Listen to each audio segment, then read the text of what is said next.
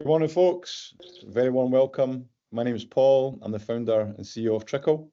I've got the pleasure of hosting today's session, the fifth in our Be the Change webinar on the topic of connected teams, strengthening your workforce across roles and location. So this morning, I'm absolutely delighted to be joined by two brilliant guest speakers. We've got Alison from Dunbartonshire Council and Hayley from CreateFuture. Just before we introduce you guys, we're going to have a fireside chat today. That's the format on the complexities of managing diverse teams. And we'll have 15 minutes or so towards the end to answer any questions that come in from the audience. So please use the chat tool to post any questions or topics that you would like to hear discussed by our guests today. And also thanks to those of you that have already shared your questions. So let's get going. Alison, a very warm welcome to you. Can I please start by asking you to introduce yourself to our audience and also just to provide some headlines around Dunbartonshire Council in terms of your workforce and also the key services that you provide to your citizens? Yeah, thanks, Paul. So my name is Alison McBride and I'm the Strategic People and Change Manager at Dunbartonshire Council. So within my team, or the areas I have responsibility for are health and safety, strategic HR, organisational development and digital transformation. Dunbartonshire Council has approximately 6,500 employees and they cover everything that you can imagine through the kind of health and social care side, education and legal, so carers, social work, bin men, road, grave diggers, cleaners, admin, a whole load of very, very different areas. We are based in the west of Scotland. We cover Clydebank and Dumbarton. We do cover an area of high deprivation. We have roughly about 90,000 residents that we serve. I think that's about everything. Is there anything else you think I've missed? Oh, that's brilliant, Alison. Thank you. 6,500 employees. That's about 1,500 more than when we started working with, I think. So. Yeah. So that's growth, right, of over the last few years? Yes, we have had a lot of change in work styles, which is interesting given the topics that we're going to be talking about today. So we're seeing an increased demand in flexible retirements, different work patterns. So with that, the actual number of employees has increased. Oh yeah, okay. Great. Thank you so much. And Hayley, again, a very warm welcome. Can I ask you to do the same, please, including an intro to CreateFuture? Yeah, of course. Hi, everyone, and thanks for having me today. So I'm People Lead at CreateFuture. I've been in the people profession for about 7 years now, and I joined because I wanted to help people grow, I wanted to help people develop, and I wanted to help bridge that gap between employer and employee, and just ensuring that the people and the business were sort of thriving together. I think that's quite a nice way to look at it. CreateFuture are a digital consultancy and delivery partner. So we work with clients to find the right solutions together. We partner with our clients. We cover strategy and innovation, product design, engineering, data, AI, cloud, DevOps, you name it, likelihood is we can cover it and help you on your sort of digital journey as well. We have a few offices over the UK. Our headquarters are in Edinburgh. And I joined the business back in January 2022 when there was about 150 people. So what are we, 2.5-ish years later, we're around 450. So we've definitely been through that period of hyper growth as well, which definitely puts a new meaning, as I'm sure Alison will feel the same at kind of working at pace anyway. Brilliant. Hayley, thank you so much. And thanks for joining us today. So I'm going to start with a few questions just to get the discussion going. Alison, I'll start with you if that's okay. How do you ensure that a remote or field-based team feels just as connected to the company culture as those working in the office? Do you know, I think for me it is a really difficult one in terms of creating that culture, you know, particularly in a big organisation where there's loads of different types of workers and different types of areas. And I suppose for me, one of the things as we work much more remotely, and I suppose I'm long enough in the tooth to remember before open plan and collaborative spaces, and in some ways working in remote and hybrid has put people back into kind of virtual offices again. So the bits that are difficult, I think, is the kind of observing and the listening and making sure that you're getting you're getting that kind of, I suppose, 360-degree feedback. You know, you're understanding how things are landing, how messages are landing, how they're understood. And an organisation myself, I've often said it would be great if we could have one of those disclosure tablets where I could see where the comms are getting stuck, and that would be really helpful in just in terms of supporting people or understanding why it's getting stuck in certain places, you know, is the message not being clear. So I suppose that what you're thinking about when you're thinking about trying to get messages and create ethos and make sure people are buying into your value stream and creating a kind of approachable, supportive environment as your messaging and your comms and the tools that you're using to do that. And, you know, there isn't an easy answer, but I suppose with technology, what it's done is it's given us additional tools, and you're having to look at different things. So you're looking at, MS Teams chats, you're engaging with your teams both online and face-to-face. You're trying to make sure that your messages are landing properly. So, you're following that up with perhaps pulse surveys, or, you're using different tools across your organisation. You're thinking about how you're doing your messaging. Is it more visual? Is it quick? Is it easy for people to pick up? So, you're looking at every way to make sure that the values that you're signed up for corporately as an organisation are shown through in terms of your comms, your behaviours, and that the managers and the employees are seeing these in front of them, and that everybody is role modelling them, and that you're looking to make sure that supports are in place, reinforcement, and nice, clear comms. Because fundamentally, I think, I start from a position of what do I want and what would I like, and then you just if you like, scale that up.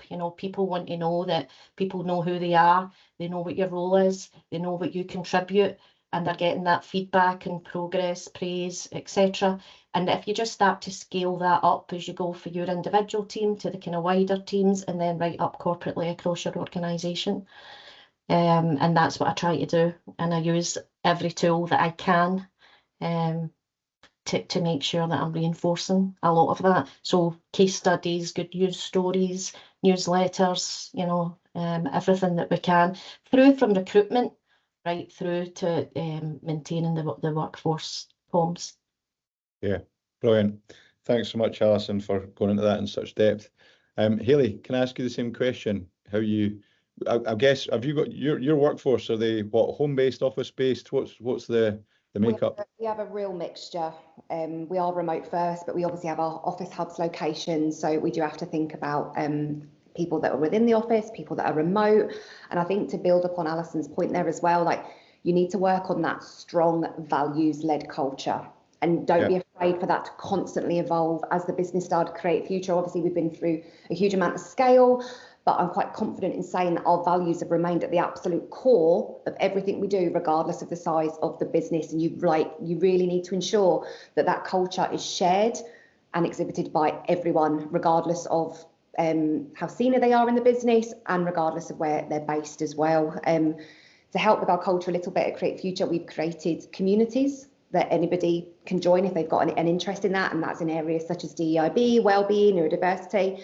We've also sort of held my experience of sessions, and they really bring people together regardless of where you're based, and it's increase that community spirit and that culture. I guess it gives people a bit of a sense of belonging in that overall culture. And Alison mentions touch points as well, and I think it's really important that you've got that sense of belonging in certain touch point areas in the employee life cycle, such as onboarding. You can't have onboarding in offices anymore. I remember when I used to have to go into the office on my first day for onboarding. That's not the case now. even remote teams, they need to be welcomed, virtual orientations, those introductions, ensure everybody's getting that same onboarding experience where you talk through the culture and people understand it and the journey that the business has been on prior to them joining, so they've got a bit of history as well.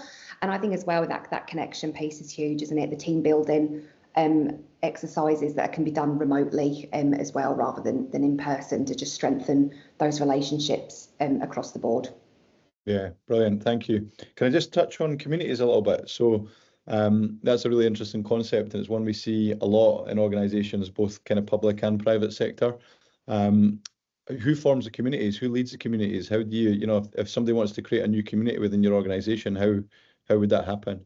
Yeah, anybody can join, anybody can lead. We ask that they run it past our DEIB specialists, just that we ensure that we know what's happening with communities within the business. We can stay on top of it, but all of the community leads meet quarterly and discuss plans for the next quarter, and there are meetings and events on each of these communities as well, that we then put out across the business. So it's quite a new thing, but it's going really well so far. Yeah, that's cool. So essentially the organisation's saying, hey, take some time from your work life to be involved in communities. Because it's so important in building that culture and awareness around these areas as well. Yeah, absolutely. Okay, brilliant. Alison, leadership. What role does leadership, do you think, play in ensuring consistent communication across different types of teams? And what practices would you recommend to maintain that flow of communication? So I think leadership for me is absolutely key, because you do need to be role modelling, and you need to be role modelling the behaviour that you want to see. I don't know if you can hear this actually, but my neighbour's just went out with his leaf blower right behind me here. Can't hear it. That's good. So for me, it is around trying to do the things that you're asking other people to do, and making sure that I suppose people are looking to you to I suppose to kind of consolidate behaviours. And I suppose that the bit for me is everybody's an individual. There isn't one answer, and there isn't one fit for everybody.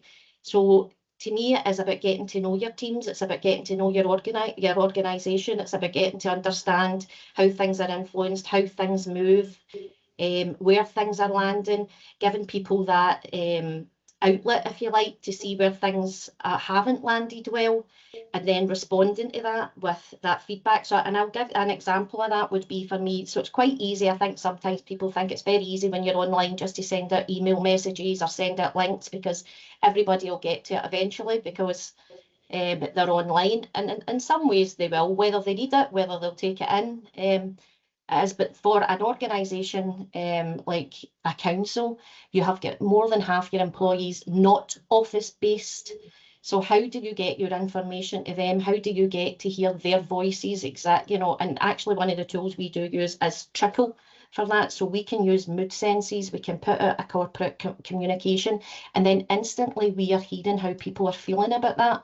So you're getting that information from your road workers, from people who will not use a computer every single day on a regular basis. So as a leader, it's about making sure that everybody has the same opportunity to feed in, to feedback, and that everybody's feedback is important, and that you're taking cognizance of that as you move on and you develop your solutions, if you like, to support the kind of communication ethos that everybody matters and everybody's opinion counts, and if nobody is any more important than anybody else. So as a leader, it's my job to make sure that I know my team. It's important for me that they know me. It's important for me that there's clear vision and direction, and they understand how we're contributing to the council's aims and objectives. And it's important for me that I feedback and progress on that. And it's up to me in knowing the team and knowing the organisation and judging the best way that is done and how that I can do that. And some of that will be going through peer support groups, as Hayley mentioned. Sometimes it will be about holding maybe senior manager network meetings. Sometimes it'll be holding open webinars. Sometimes it'll be online surveys. Sometimes it'll be face-to-face. Sometimes it'll be drop-ins. But it's about starting to build that knowledge of how do you get to all these individuals? How do you get to these different groups? What is the best way of getting your message out? What is the best way of reinforcing that? What is the best way for you to listen corporately? Because you know you need to be listening corporately to hear and to build on and to be expanding your policies, and that ultimately is where you're looking to get your policies in a place that they can influence these things and support a much wider group and be better informed policies and supports moving forward. Yeah, brilliant. And we talked about just there about all the different types of workers and the fact that 50% or more are outside, right, are out of the office and don't use a computer. So your mobile strategy from a tech perspective has been quite important on that. I remember when we first started working with you, it was, not everyone in your organisation has got a mobile phone, right? In fact, probably there'll be a massive percentage of people that don't have a corporate mobile phone. And I remember going through the processes of, can we allow our people to use their own phones? Will they be happy to do that? And at that time, this is going back, just before COVID, I think, wasn't it? Where, you were doing surveys of your employees and saying, look, would you be happy to use your own phone to engage with us? And the answer at that time was, well, we do our banking on it. So yeah, why not? But it looks like that's been pretty fundamental to getting that kind of depth of engagement, right? Is that fair to say? Absolutely, and that's exactly what happened. We did have probably at that point, I would say maybe about a tenth of the organisation didn't have a corporate device, as we call it, which meant that we could not push information out direct to that end user. Yeah. That has probably reduced since then, because obviously the vast majority do have handheld devices or phones now, even if they're out in the field or working in remote roles. But yeah, you're absolutely right. There was a piece of work done around would you be willing? And we focused on our green space organisation, which would be your gardeners or, our grave diggers, that type of role. And we focused on asking them. And at that time, 87% of the employees said no, they would be happy to use their own device. So we now have a mixture. In fact, we have quite a lot of people who have trickle loaded onto their own device and the works device. As well, and you can see activity happen at various times of the day, into the evening as well. So for me, there has been a huge change in people being willing to use their own device to tap in to helpful supports. And I think that's where you need to be mindful, so I'm always trying to build the usage on that. We need to think about the types of messages that we put out. And what are the types of discussions and what are the types of information people want to hear, need to hear, and what are the ones they're finding most engaging. And even that can be how you're structuring the questions that you're asking and how you do the follow-up on them. But yeah, things have moved on, and now, as I say, most people would have it downloaded on both devices and be moving forward with that. Brilliant. Thanks, Alison. Hayley, do you want to talk about leadership, the importance in terms of communication, maintaining that flow within your org? Yeah, I can just very briefly, Alison obviously had some brilliant insight there, and I'm probably coming at it from a completely different angle where everybody at CreateFuture is in front of a MacBook every day. So I just guess some recommendations to maintain that communication flow for leaders and top tips. It's got to be two-way communication. So if you're asking for your employees to feedback, you've got to listen to it, making sure that feedback is flowing both ways. Listen, respond as well. I think there has to be that transparency throughout the business, like make sure that there's updates from your leadership. Your leadership are role modeling behaviours we expect everybody to see. They're role modeling communication, because if they're not, how can we expect the rest of the business to do the same?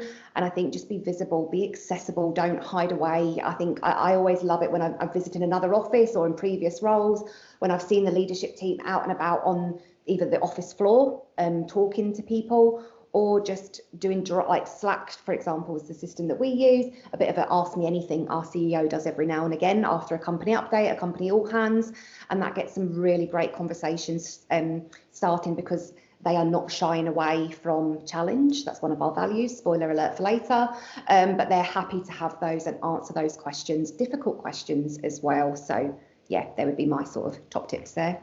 Brilliant, Just on thank that, you. actually, I think, sorry, Paul, but Hayley No, just sure. hit a really good point there. And I suppose it's when managers are not role modelling. So, you know, I suppose in a corporate role where you have, you know, strategic HR, organisational development, digital transformation, and the kind of areas that I have responsibility for, quite often you can see where managers have not been role modelling the behaviours or the values. And equally, you know, you have a responsibility to challenge that manager or to support that manager, or, you know, to try and establish why that's happening, why there's an element of disengagement, why you know, that they're not role modelling, what's the reason behind it, and trying to get to that. And I think you know, that's as important to remember. You know, we have a responsibility actually even to challenge our peers and make sure that where we see instances where that behaviour is not being role modelled, that we would expect that you are picking it up and you're trying to get to the bottom of why that has happened. So challenge does play a key role, but not just in challenging your employees and challenging your peers and challenging the management team and challenging the leadership team on how they are doing that role modelling and how they are getting that across to their teams. Yeah, brilliant. I'm going to come back to challenge in a second because it touches on one of the other questions I wanted to ask. Just before we do that, Hayley, you talked about it's important to respond. So one of the things that's really important to us in Trickle is this kind of two-way engagement, right? We kind of do top down, we do ground up. You know, a lot of it's employee led. I read a really interesting article the other day on Harvard Business Review, and it talked about a term that I'm sure a lot of people on this call are familiar with, which is survey fatigue. And the article said this was a survey, it was a study of about 2 million employees, right, across lots of different organizations. And their challenge was, we don't think there's a thing like survey fatigue, or that's not the most prevalent issue. The most prevalent issue now is what they called inaction fatigue, right? And that's where people are giving feedback, but they're not seeing any response, or they're not seeing any follow-up to that. And what their study showed was that if you can get a good process of getting feedback, but at least engaging upon it, then your attrition, your employee churn will reduce by up to about 30%. So I just thought that was a really, really interesting subject, because survey fatigue's been talked about for a long time, but I think it chimes with what we see. It's the inaction that probably gets people frustrated the most. I'm going to talk a little bit about challenge, and Alison, anonymity. I'll start with you. The reason I want to bring up anonymity is that you obviously use that within West Dunbartonshire Council, right, within the Trickle platform. And it's one of the top questions that comes up whenever we talk about Trickle is, anonymity and the potential fear of anonymity. One of the things that obviously allows employees to do is to challenge. How important do you think anonymity is in an engagement strategy in the modern world? So for me, I think the question is, well, how much do you want to hear from your employees? Because, you know, whilst people are building up their confidence with different tools, and you need to be able to give them that ability to say what feedback they want without being identified. Otherwise, you will limit what you hear back. So I suppose my answer always is to, you know, and even to managers who'll say, oh, that went on trick, and you'll say, well, surely it's better that you understand that's what people are talking about. That's what people are wanting to know the answer about. That's the hot topic. So better to know. So I suppose the question is, how much do you want to know? If you don't want to know everything, then don't have anonymity. If you want to know what your employees are really thinking and what they want to know, we'll have anonymity and be able to deal with that. You know, like the core bit around is setting the parameters of what isn't suitable to go on the platform, you know, so, you know, and be quite clear about that. But out with that, I would rather have anonymity and hear everything and be aware of what's going on and see the discussions. And actually, you know, and it never ceases to amaze me the kind of the actual cycle, because what will happen is somebody will put up what we would maybe perhaps say a controversial topic, and immediately what will happen is you'll get the people who'll come in and reinforce that. So sometimes it tends, let's say it's something negative that they're saying about the organisation, and then you'll get a few people coming in the back end and saying, absolutely, that's what I feel, and we really absolutely reinforcing. Then all of a sudden you get an individual coming in and saying, well, where I work in the organisation, it's really quite different, and we do XYZ, and that makes such a big difference, and maybe that's and then you get a few people coming in saying, wish you said that, glad you said that, because I was feeling, so actually it self-regulates, and that's all done in the main. And I have got to say, some of the tags on the tools that we use themselves create just a bit of fun, the kind of whatever cloaked frog and whatever raccoon and everything. Yeah, so people, names. will come back and say, to the kind of cloaked frog response, and that in itself creates a bit of humour as well. So anonymity, I suppose, hasn't scared me. I would rather know what the organisation is talking about. It allows you also to bust some myths if there's just some real incorrect, information there. It allows you to put that out in a really visible way as well, and you wouldn't know that if you weren't allowing people to, because most of the folk would be holding back in their thoughts if you didn't allow them the opportunity to post anonymously. Yeah. So to me, it's an absolutely vital tool and nothing to be afraid of.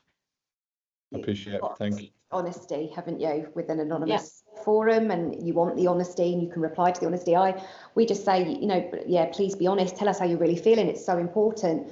But obviously we don't want people just to come on and be anonymous and just have a moan as well. So it's getting that right balance. Like, if you've got something to say, that's great. Maybe come with solutions as well, and the people partners will reply to their department's comments and just have a bit of an open discussion about it as well. And I think it's important to just build on that psychological safety as well. So sometimes, like, you might be anonymous, but actually you'd feel comfortable to go into your manager or one of our leadership team and telling them that as well. So I think that's really important. I'm not saying we're there yet either, but it's definitely something that we're working on. And I guess that also, I know we'll come to it, Paul, that also builds into that challenge piece as well, isn't it? Like, so you're not afraid to speak up and speak your true mind, because that's really important for individuals as well. Absolutely, it certainly is. Hayley, I want to congratulate you on achieving one of the best places to work with your organisation. What strategies have you implemented to achieve that recognition, especially with people when they're not always together?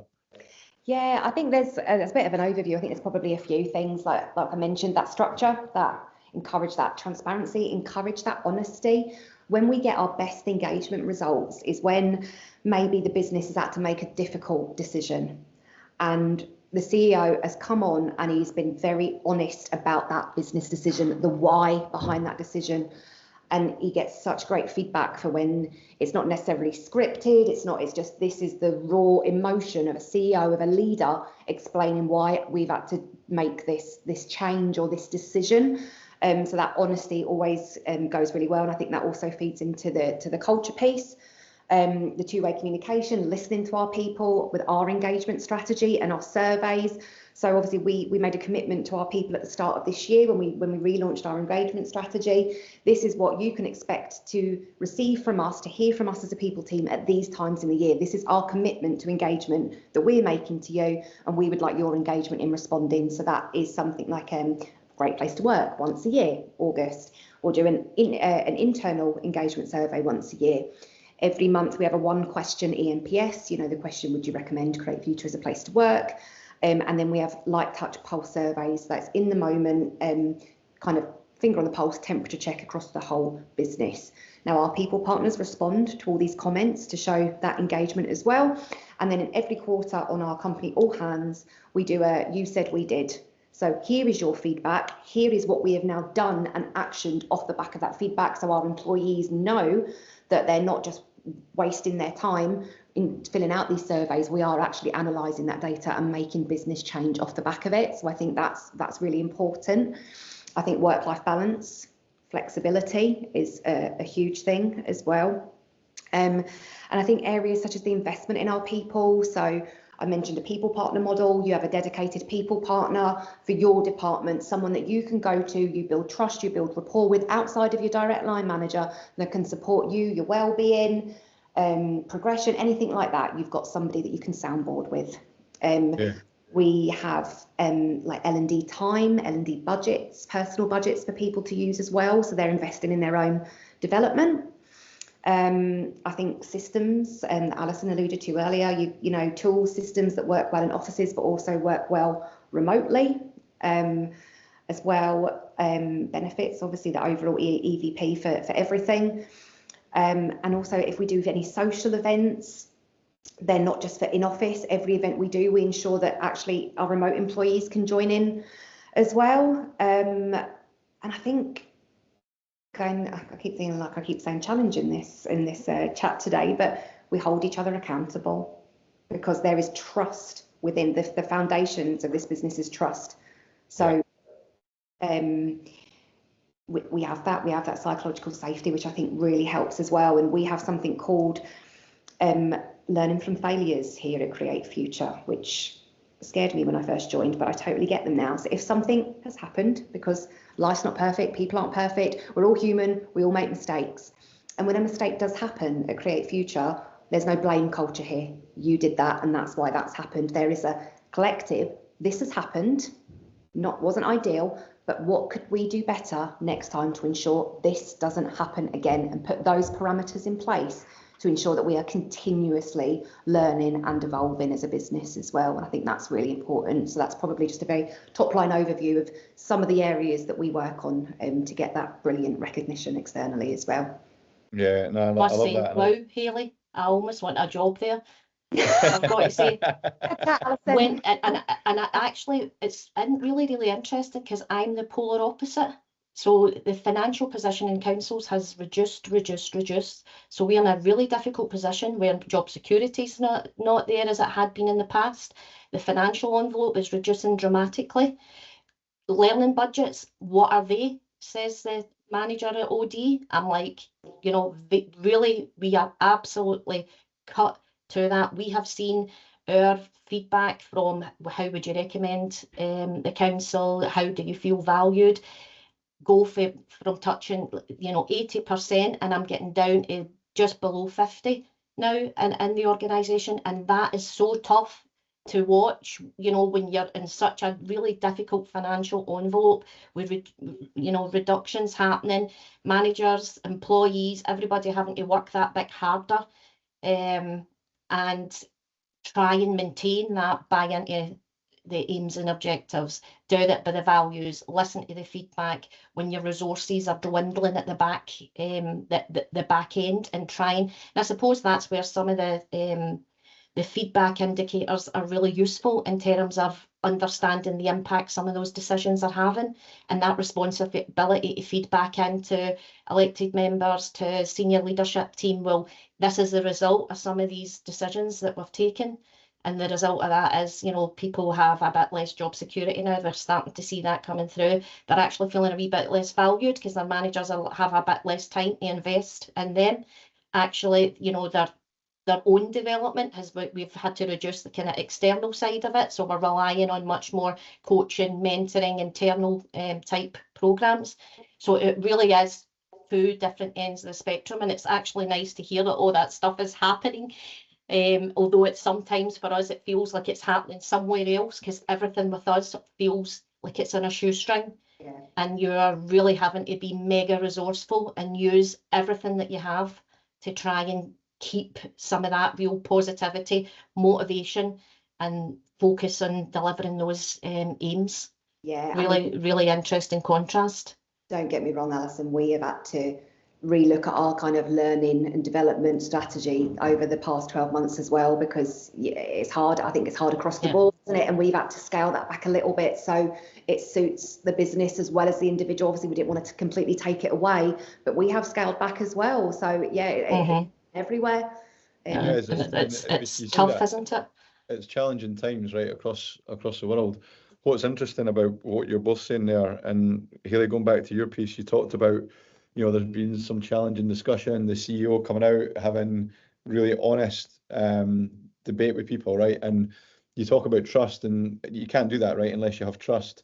But I think what's really interesting in my experience is that trust actually builds. You've got to start somewhere, right? But trust actually builds massively when you have leaders in your organisation that are prepared to come on and say, you know, okay, this is where we are. And obviously I know nothing about the context of what you're saying here, but, you know, what we would always encourage is that be as open as you can about the situation you're in. And you talked about engagements peaks at those times. That's very much our experience with a platform like Trickle. You know, what we're not trying to achieve is ask a question and get 80% of people to answer it every month, right? What we tend to see in Trickle, because it's conversational, is that you get peaks and troughs, right? It's like, hey, there's some uncertainty in this part of the year, and you see engagement goes up. Alison, you're probably experiencing a lot of engagement as well going on with the situation that the councils are all in, you know. And I think that that's really, really important that you guys are both kind of embracing that, right? And in your case, Alison, you're allowing anonymity for people to be open. In your case, Hayley, you've got leaders that are coming on and being open about it, and applaud you for that, right? Because in our experience, it helps significantly.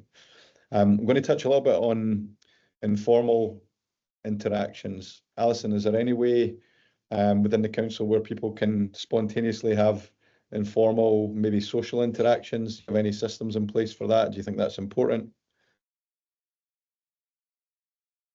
I mean, I suppose I would hope that there's loads of informal discussions going on across the council at every opportunity you have. You know, I think visibility and you know, the kind of availability is different, because before folk would see you in the office every day. That's not the case now, so you've got to work hard at, you know, and the language has changed. I saw you were at Green there, Alison, so I just thought I'd pop in for a chat, you know, or you see something happening and yet then you go, oh, I'll need to go back to, you know. So like yesterday I saw somebody put a chat in about something about the level of bureaucracy. So I just gave them a wee call. How are you? What you know, there was a degree of frustration there. I could pick up immediately there was a degree of frustration. So, you know, you're having that kind of, what's caused that frustration today, you know, blah, blah, blah, blah, blah. How can we, is there anything we can fix? Can we sort out that bit of bureaucracy and make that a bit better going forward, albeit it won't help your day to day.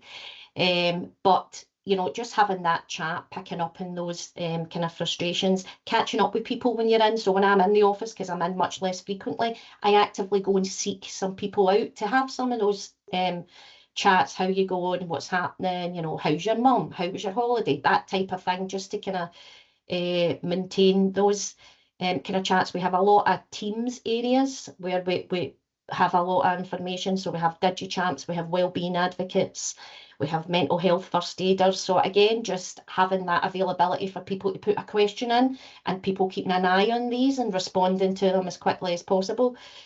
Trickle, we have someone just keeps an eye on Trickle to make sure that we are answering queries.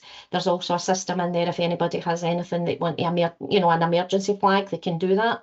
So it is just about trying to make sure that, again, you're role modelling, you're making sure you've got as many areas available, you've got some collaboration space, you've got breakout areas where people can talk, and that you give or you recognise that part of people's day, even when they're working remotely, is that they might just want to catch up with their friends. So occasionally there's tea and chat sessions, you know, there's maybe speakers or things like that come along. So there's a whole host of things going on.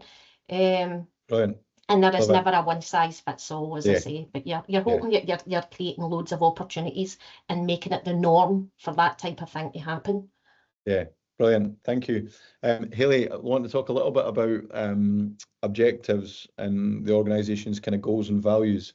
As a private sector business, I'm guessing there's a little bit more dynamicism potentially, right? Your objectives, your strategies, there's maybe some pivots here and there, being a tech business. Throughout that kind of environment, how do you ensure that your team members stay aligned with the goals, the values, you know, the current vision? Great question, because you do really have to pivot, don't you, and be agile. So I just think regular communication. I think from leadership, there has to be that transparency, there has to be the communication. These are the goals. These are what we're working towards. Everybody is working towards the same shared goal, I think is helpful. And when we do pivot, the communication around we've pivoted, this is why, and better late than never. So telling people before you know, word starts spread elsewhere, and then that honesty along with that as well. I think that's probably the main thing for me. Yeah, honestly, brilliant. Okay, dokes. Questions from the audience. Let me get to meet and chat. I've got some that came in here. Here's one from Rachel. Sorry, there's a brilliant discussion. Thank you to all the speakers. Be interested to know, how do you encourage knowledge sharing and collaboration among teams, particularly those with vastly different day-to-day tasks and physical environments? And I'll leave that open for either of you if you want to respond to that one. So how do you encourage knowledge sharing and collaboration amongst teams, particularly those with vastly different day-to-day tasks and physical environments? I can come in a wee bit on that. So for us, some of that would happen through some of the forums that we create. So we have a transformation board, and we have like, you know, kind of data subgroups, and we have we support projects across the council. So what you would be relying on is core teams coming together to say, oh, we really use this for that, and hearing some of those case studies when they come back to the transformation board, and somebody else saying, oh, actually, I think that could work for us, but maybe in a slightly different way. Oh, well, we'll start looking at that.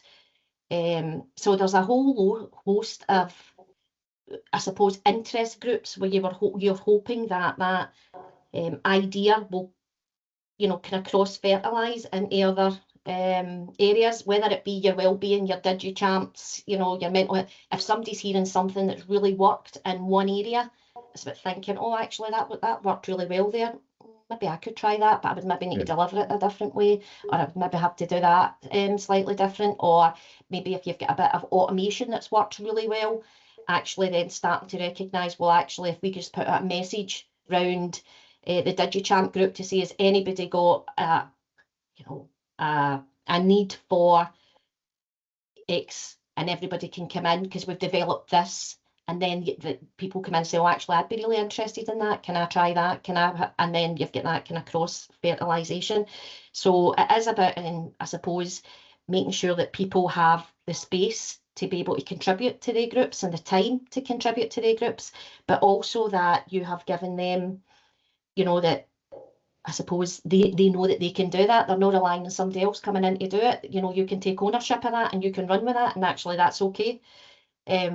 So yeah, and even often you bring an idea, and when you get it into a team, or you get it into a forum, or you get it into a group, a rather normal idea can turn into an absolute fantastic idea once you start to get that input just for other people's outlook, and because they would use it in a different way, or they see the problem in a different way.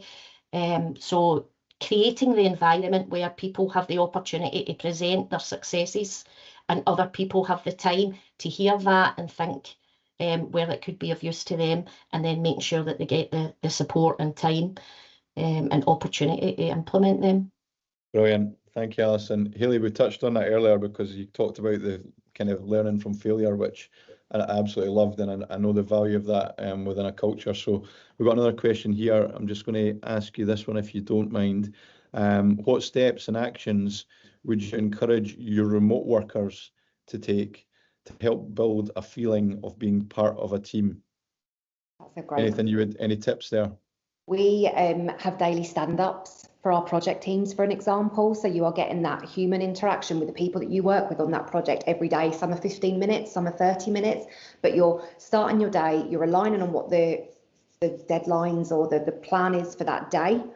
So I think that really helps. Obviously, interactions with your department, with your line manager as well, and making sure there is the time in the diary to connect with people. We have, I don't know what tech everyone uses, but obviously we're on Slack, and we have something called donut chats, which we use those as well. Including our remote employees to sign up to, and that means you get placed to have a donut chat, you know, a bit of a cuppa and a brew, and just have a chat with somebody that's maybe not in your team, someone else in the business, for 15 minutes or 30 minutes, and it's randomly selected. So we encourage all of our remote employees to sign up to that, and that's really helpful. And like I said, all of our social events and meetings are for the whole business as well. So just think I would encourage remote employees to just not be, you know, to put themselves forward for those types of conversations as well. And we work in, obviously being a tech company, we work in sprints for a lot of our teams here. So we might have a 2-week sprint. So that project team are having very regular communication and get-togethers. They do retros at the end where they look back at what went well and have a bit of a celebration and things. So just to join in with those areas. Love it. Can I come in that, Paul, actually? Sure, absolutely. And I suppose for me that there's a bit of, and quite often I will get asked this, you know, how do you encourage your remote workers, or how would you encourage a new manager of remote working teams, and how to engage? And I suppose, again, it's back to that kind of first question I said, and it's about listening to what people, so you need to speak to your teams. So very occasionally I will do an exercise through the years, and it's been one of those exercises that's been an absolute constant to me, where I'll say, right, what is it you want for your leaders? What do you want for your leader? What do you want for, you know, or what do you need from me? What do you want from me? What are the skills and attributes? And they'll start shouting out, you know, listening, knowledgeable, available, blah, you know, and the list will go on and on and on, and people are, you know, they'll start with one, and then before you know it, you've got 30, 40 skills and attributes up there. And then I kind of just go, well, right, everybody, let's have a look at that. And you go, wow, does that human exist? Does that human actually exist? Because I try to be all those things, and I try to do all those things all the time, but I know I will be failing. So, and I always say to folk, you know, when I became the leader of this team, nobody handed me that telepathic badge that I know what you're thinking. My plea to you is you tell me what you need from me. Now, whether you be a remote worker, a hybrid worker, or an office-based worker, you let me know what you need from me, because if we are not clear on what you need from me, and that might be you need me to listen, it might be that you need me to support and encourage you because that's what you need, it might be that you need me to be available at certain times. If you don't tell me what you need, I will fail you. If you tell me what you need, I will do my best to meet those needs. But we need to talk. And there isn't one remote worker type. There isn't one hybrid worker type. There isn't one office-based. We are all individuals, and they all need something different from me. But the key is listening to them and understanding.